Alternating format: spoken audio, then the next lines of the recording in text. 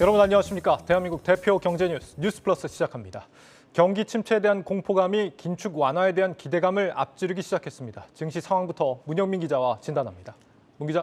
네, 파월 효과는 하루짜리였다. 이렇게 오늘 증시를 설명할 수 있겠습니다. 네. 어제는 이 제롬 파월 연준 의장이 다소 완화적인 태도로 바뀌자 이 증시가 환호하는 모습을 보였는데요. 오늘은 이 차익 실현을 위한 어떤 매물들이 빠르게 쏟아지면서 최근의 상승분을 모두 반납할 정도의 큰 낙폭을 기록했습니다. 최근 계속해서 순매수세로 일관했던 외국인과 기관은 합쳐서 1조 원 넘게 팔아치우기도 했습니다. 증권업계는 시장이 그동안 파월의 이 발언에 과도하게 반응한 경향이 있다면서 오는 13일 열리는 FOMC까지는 변동성 확대를 주의할 필요가 있다 이렇게 조언했고요. 한편 오는 13일 전까지 이 파월이 공개적인 석상에 나서서 발표를 하는 일정은 아직 없습니다. 따라서 FOMC 이전까지 발표되는 여러 미국의 경제 지표들이 이 증시의 단기적인 방향을 가를 것으로 보입니다. 네, 연준이 이제 금리 결정할 때 CPI보다 더 중요하게 본다는 개인 소비 지출이죠. PC 지수 이거는 잘 나왔는데 말이죠. 맞습니다. 시장 예상치에 부합하는 수준이 나왔는데요. 또 지난달 기록한 수준보다 좀 하락하는 모습을 보이면서 좀 둔화하는 지금 모습을 드러내고 있습니다. 예. 이에 대한 물가 안정 기대감이 조금 커지면서 연준의 고강도 긴축에 대한 우려는 다소 줄어들었습니다. 그러자 이 고금리 기조에 기지개를 켜지 못했던 기술주와 성장주 중심의 나스닥은 어제에 이어서 또 한 번 상승세를 이어갔습니다. 하지만 나스닥을 제외한 다우존스나 또 S&P 500 지수는 모두 하락 마감했고요. 국내 양지수 역시 마찬가지였습니다. 물가가 괜찮게 나왔는데도 하락을 했다. 그 배경을 좀 어떻게들 보고 있습니까? 이제 좀 증권업계에서 바라보는 시각이 좀 또 달라졌는데요. 예. 오늘 국내외 증시는 금리가 아니라 경기에 반응했다. 이렇게 평가했습니다. 증권업계는 좀 이렇게 분석하면서 이 간밤 발표된 미국의 11월 ISM 제조업 지수를 좀 주목할 필요가 있다 이렇게 말을 했는데요. 이 제조업 구매 관리자 지수가 49를 기록했습니다. 이 지수가 50 미만이 되면 경기 위축을 의미합니다. 지금 본격적으로 이 경기 위축 단계에 들어섰다는 걸 의미하는데요. 이 미국 제조업이 위축 국면에 접어든 것은 코로나19 초창기였던 2020년 5월 이후에 2년 6개월 만입니다. 그동안 경제 지표의 악재는 긴축 속도 조절이라는 연준 피벗에 대한 기대감, 그리고 증시 상승이라는 공식이 성립이 됐습니다. 하지만 앞으로는 이러한 공식이 통하지 않는 국면에 진입할 것으로 보입니다. 증권가에서는 오늘 밤 발표되는 고용 지표 역시 시장의 냉각을 불러일으킬 것이라며 이제는 이러한 경기 침체 신호가 증시의 움직임을 제한할 것이라고 설명했습니다. 네. 미국에 태풍이 불면 우리나라에는 허리케인이 온다라고 표현해도 과언이 아니잖아요. 이런 경기 침체 상황이 우리나라만 비껴갈 것 같지는 않죠.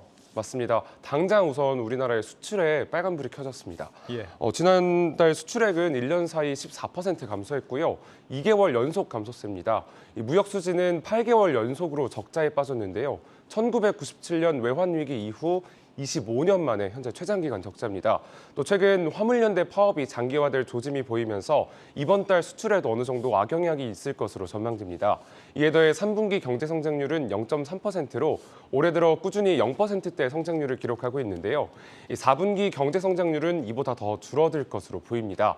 지난 10월부터 이어진 자금 시장 경색과 또 부동산 시장 침체 문제는 그나마 경제 성장률을 뒷받침해줬던 투자 시장을 현재 위축시키고 있고요. 무역 수지는 4분기의 시작인 10월 67억 달러 적자, 또 지난달 70억 달러 적자를 보이는 등 수출 시장 부진을 보여주고 있습니다. 이렇게 증권 시장의 기초 체력이라고 할 수 있는 경기 수준과 또 증시 상장 기업들의 이익이 좋지 않을 것으로 관측되는 상황입니다. 네, 연말부터 내년 초까지는 이런 경기 침체에 대한 전망들이 시장의 증시에 좀 선반영될 것이라고 볼 수 있는 부분들이 많이 있는 것 같습니다. 이런 장세에서 단기적으로 투자하기 좋은 섹터를 좀 취재해봤다고요? 수요가 확실한 산업군을 찾으면 됩니다. 네. 여러 섹터가 있겠지만 당장 지금 이번 달에 수요가 좀 꾸준하게 늘 것으로 보이는 건 정유주입니다. 이 정유주의 주가 5거래일 추이를 알아봤습니다. 예. 이번 주만 해도 이 중앙에너비스는 10% 가까이 상승했고요. 한국석유와 흥구석유도 높은 상승률을 보였습니다. 또 SOL과 GS 역시 2% 이상의 상승률을 보이며 이 코스피 상승률을 상회했습니다. 당분간 이러한 정유주 주가 전망은 다른 섹터들과 비교해서 상대적으로 밝습니다. 공급이 부족해 가격이 올라가고 또 정유 기업들의 수익 확대로 이어진다는 이유에서인데요. 국내에서는 9일째 이어지고 있는 민주노총 공공운수노조 화물연대 본부 총파업이 현재 있습니다. 이 화물연대가 보유한 기름 운반 유조차는 전체의 80%에 달합니다.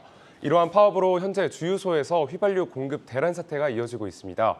실제 오늘까지 수도권 32곳, 비수도권 20곳의 주유소에서 휘발유나 경유가 품절된 것으로 나타났습니다. 해외로 눈을 잠깐 돌려보면 이 국제유가 상승 영향이 현재 크게 작용하고 있습니다. 현재 이 미국의 원유 재고 급감과 또 중국의 경기 회복에 따른 이 수요 증가 등이 국제유가를 끌어올리고 있습니다.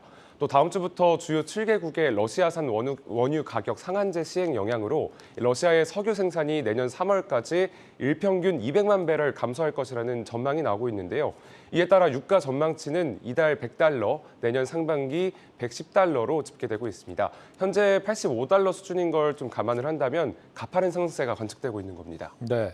이번 일요일에 오펙 플러스가 또 200만 배럴 예고됐던 대로 감산 결정하지 않습니까? 뭐 지금으로선 그보다 추가로 더 감산할 가능성은 낮다라고 밝히고 있는데 이 상황도 좀 지켜봐야 될 것 같고, 그리고 반면에 이 베네수엘라 원유 수출이 또 재개된다 이런 소식도 있습니다. 2019년에 이제 트럼프 대통령이 금수 조치를 했었던 이게 다시 재개된다.